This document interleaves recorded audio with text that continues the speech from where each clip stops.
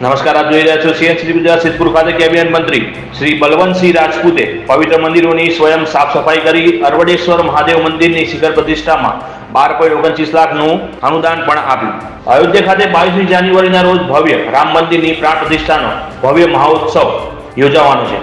વડાપ્રધાન નરેન્દ્ર મોદી દ્વારા ભારતના તમામ મંદિરોની સાફ સફાઈ કરવાનું આહવાન કરેલ હતું, જેને સમર્થન આપવાના ભાગરૂપે સિદ્ધપુરના ધારાસભ્ય અને રાજ્યના કેબિનેટ મંત્રી શ્રી બલવંતસિંહ રાજપૂતે ભાજપના આગેવાનો અને કાર્યકરો સાથે સ્વયં જાતે સિદ્ધપુર બાવાજીની વાડી ખાતે સિદ્ધપુરના મહાદેવ મંદિર પરિસરમાં અને સંત તપસ્વી દેવશંકર ગુરુ મહારાજના અરવડેશ્વર સ્થિત આશ્રમ પરિસરની સફાઈ કરી હતી. ઉલ્લેખનીય છે કે વડાપ્રધાન મોદીજીએ મહારાષ્ટ્રના નાસિક પંચવટી કાલારામ મંદિર ખાતે સ્વયં જાતે સફાઈ કરીને આ અભિયાનની શરૂઆત કરી હતી.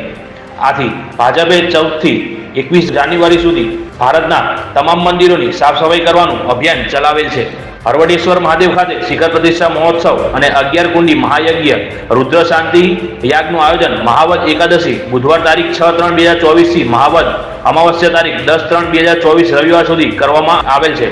વિક્રમ ગુરુ મહારાજના જણાવ્યા મુજબ યજ્ઞમાં કાળા તલથી 1 કરોડ આહુતિનો હોમ આપવામાં આવશે. તેમજ પૂર્ણાહુતિના દિવસે સમગ્ર સિદ્ધપુર શહેરનો સામૂહિક ભોજન સમારંભ પણ યોજાશે.